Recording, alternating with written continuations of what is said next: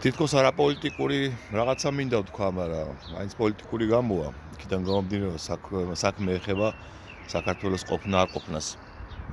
ქალებზე მინდა გითხრათ რამდენიმე სიტყვა. ის რომ საქართველოს ქალებმა გადაარჩინეს.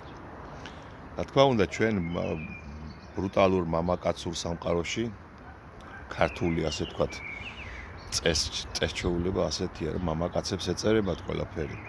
რა თქმა უნდა, უდიდესი ბრძოლები და უამრავი ადამიანი შეეწირა სამშობლოსათვის ბრძოლას. მაგრამ ჩვენ არ უნდა დაგვაუწყდეს ერთი რამ. ბრძოლაში დამარცხებული არაერთხელ უსასტიკეს მტერთან კაცების პირობაზე ქალები უდიდეს გმირობას ჩადიოდნენ. იქიდან გამომდინარე, რომ მათ პრაქტიკულად ხელუხლებლად შემოინახეს ქართული გენეტიკური კოდი. მე ნაკლებად მაღელვებს, რომელი იმბეცილი ამაზე ხვიხვინს ატეხავს. ეგ ხო ფაშიზმი და ნაციზმი არაფერი, ნაციზმი და ფაშიზმი არა. ჩვენ რო გადავრჩით დღეს და ქართულად რო ლაპარაკობთ და ქართული კულტურა რო გვაქვს და ქართული ცივილიზაცია რო ვიწოდებით. ბოლო-ბოლო ჰომო გეორგიკუსი შეგვარქვა მთელმა მსოფლიომ, როცა არსებობს ჰომო საპიენსი მთელი მსოფლიო და არსებობს განსაკუთრებულად ჰომო გეორგიკუსი, ადამიანი ქართველი. იმ დამსახურების გათვალისწინებით, რაც ჩვენ გვაქვს სხვა სამყაროს წინაშე, იმიტომ რომ პირველი, აქვე ევროპელი ადამიანი აქ იყო და თეთრი რასის გავრცელება აქედან მოხდა. ასე თქვა თანამედროვე სოფლიო მეცნიერებამ, შოხარ მოგონია 1,800,000 წლის წინანდელი ზეზოდამ ზიას ამბავია ეს. კაი, ამას თავი გავანებოთ. როგორ შემოგვინახავს ქალებმა გენეტიკური კოდი? ჩვენს გენეტიკაში აი ამ უკანასკნელი ათწლეულების და მithumetes განსაკუთრებით უკანასკნელი წლების განმავლობაში რომ ასე ფართოდ ხდება ამის კვლევა, ეს ახალი ხილი არის. ჩვენს გენეტიკაში არ იკითხება არც ერთი უცხოელი დამპყრობელის კვალი. ანუ ქართველი ქალები სასტიკ უარს ეუნებოდნენ და სიკვდილს არჩევდნენ რა პირდაპირ მნიშვნელობით დამპყრობელი ურდოების მხრიდან გაუპატიურებას და ამ უბედურებას, ხო? არ მინდა ისევ და ისევ რაღაც უცნაური რასიზმი გამომივიდეს და ზიზღი, მაგრამ უბრალოდ ფაქტს აღნიშნავ, ისტორიული ცნობებითაც ხო დასტურდება. მაგალითად, მონღოლთა ურდო, რომელიც არის 3 საუკუნე ბატონობდა რუსეთში, ჩვეულებრივად დაუპატიურებდა რუს ქალებს და წესიც კი ქონდათ მაგალითად, რომ ის რომ მონღოლი მებრძოლი რომ მივიდოდა რუსულ ხატაში, კაცი გარეთ უნდა გამოსულიყო და მუხლით ჩოქა დამხობილი დალოდებოდა, როდის გაანაყოფიერებდა მონღოლი მის ცოლს.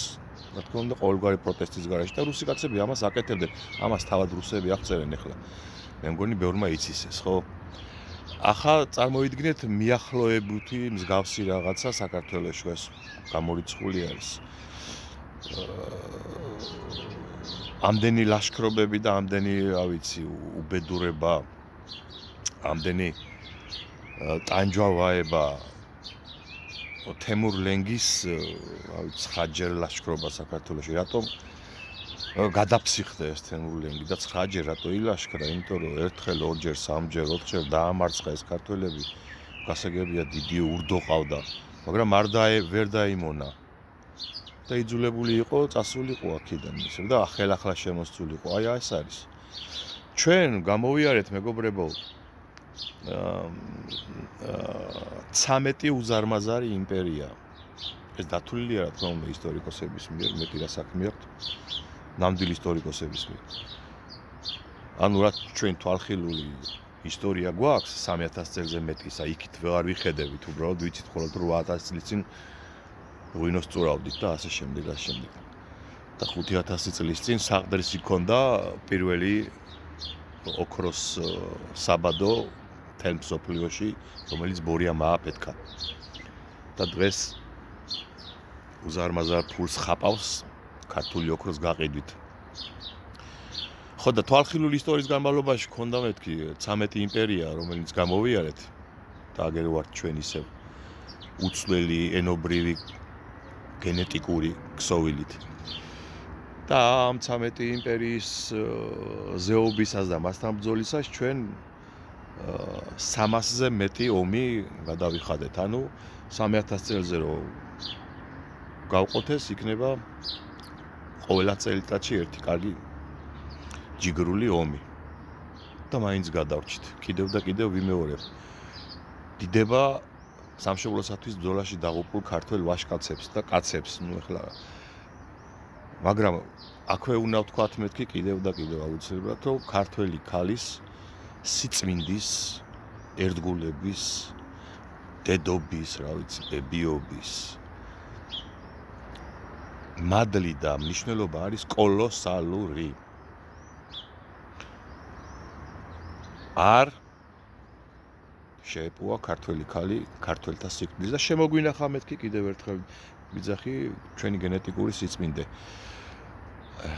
ვისაც ეხამუშება ამ გენეტიკაზე ლაპარაკი და ცოტა ლიბერასტული შიზოფრენიების ჭირს, აი მარტივად გეტყვით რა არის ეს გენეტიკა. თქვენ ხო აღიარებთ, რა ვიცი, ცხენის, ძაღლების განსაკუთრებული მათ ხო პასპორტები აქვთ, აი ჯიშიანებს რო იტყვიან.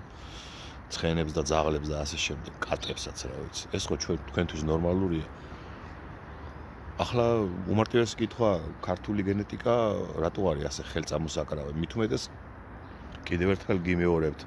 ჩვენ არა, თავად მსოფლიო მეცნიერებამ ვიწოდა ჩვენ ჰომო გეორგიკუსები.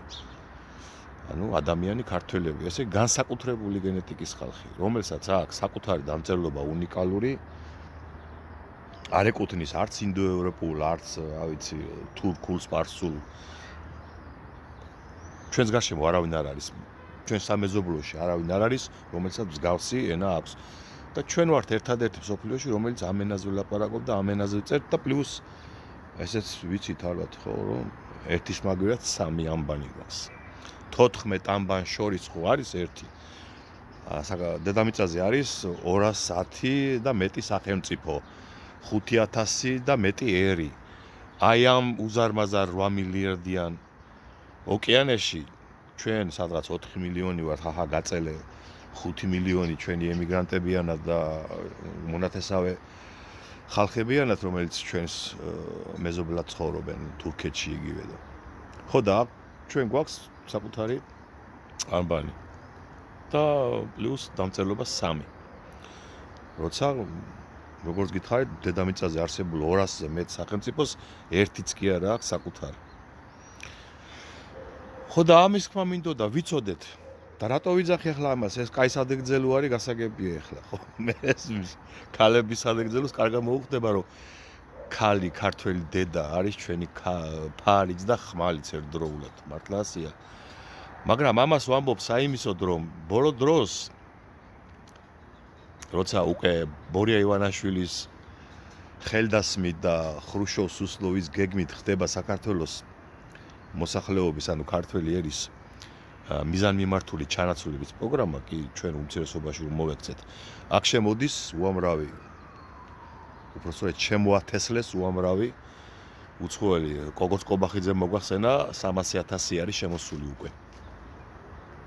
ხო და აქ მინდა თქვა ეს სამწუხაროდ თუ დროზე არ მოუვარეთ ამ ქოძბანდას უფრო მეტი იქნება და მართლა ეროვნულ უმცირესობაში აღმოჩნდებით. უბრალოდ მინდა ქალებს შევახსენო რა. იმიტომ რომ დაიწყო უკვე ვიღაცეებზე გათხოვება, გამოთხოვება. მე არავის არაფერს არ ვასწავლი. მე არავის არაფერს პირად ცხოვრებაში არ ვიჭერები, ღმერთმა დაიმფაროს. უბრალოდ ის ადამიანი, რომელსაც აწლეულებია გატარებული აი ამ ყველაფერზე ფიქრში და წერაში და გაანალიზებაში, რაც უკვე მოგახსენეთ ქართულ გენეტიკაზე, ქართულ ცივილიზაციაზე, ქართულ კულტურულ უპირატესობაზე, როგორც ცხონებული ზვიად გამსახურდი ამბობ და რამ გადაგვარჩინა ჩვენ ამ უზარმაზარ იმპერიებთან ბრძოლაში. ქართულმა კულტურულმა უპირატესობამ, კი ჩვენ მომხდურზე კულტურული უპირატესობა ჰქონდა და იმიტომაც ვერ მოგვერია ამ ტერიტორია. ჩვენზე მეტი არმია წავდათ და ბევრი სხვა რაღაცეებიც. აი ეს მთელი კულტურული უპირატესობა რო არ დავყარგოთ ქართველმა ქალებმა, ჩემი მოწიწებული თხოვნაა შეინარჩუნეთ ერთგულება თქვენი გენეტიკისა და თქვენი ქართველი კაცებისადმი. ნუ გაამრავლებთ უცხოელებს. კიდევ ერთხელ ვიმეორებ, მოწიწებით არავის არ განვიკითხავ, მაგრამ მინდა რომ ასე იყოს, იმიტომ რომ ჩვენ უმძიმესი ბრძოლები გველის ჩვენი ფიზიკურად გადარჩენის კუთხით. ამას არ გულისხმობ ომს. იმედია ომი აღარ გვექნება არასოდეს თანამედროვე სამყაროში უკვე ეს აღარც არის აქტუალური ჩვენი თანაპატარა ქვეყნების მიმართ, მაგრამ აქ მთავარი ომი არის ჩვენი გადააჯიშების და ჩვენი გენეტიკურად მოსპობის ამბები და ეს ამბები ეფუძნება მასობრივ ემიგრაციას და მასობრივ კულტურულ გადაგვარებას. ქალებო დარჩით ისევე როგორც თქვენი დიდი წინაპრები უხსოვარი დროიდან, აი სამყაროს უპირველესი ცივილიზაციიდან მოყოლებული, რასაც წარმოადგენს ქართული ცივილიზაცია, აი იმ დროიდან მოყოლებული, რომ შეინარჩუნეს ქართული გენეტიკა და უნიკალური ქართული ცივილიზაცია. თქვენ ხართ ამ ცივილიზაციის მცველები, როგორც ფარი, ხმალი, როგორც დედაბოძი, როგორც დედაენა, როგორც მთელი დედამიწა. ფარავდეთ უფალი ქალებო და ჩვენ შეგვძლებოდეს თქვენი პატივისცემა და თქვენი ღირსები ყოფილიყავით. გავრცელეთ ეს ვიდეო ბევრმა ადამიანმა გაიგოს, იხარეთ და იმრავლეთ უფალი ჩვენსკენ.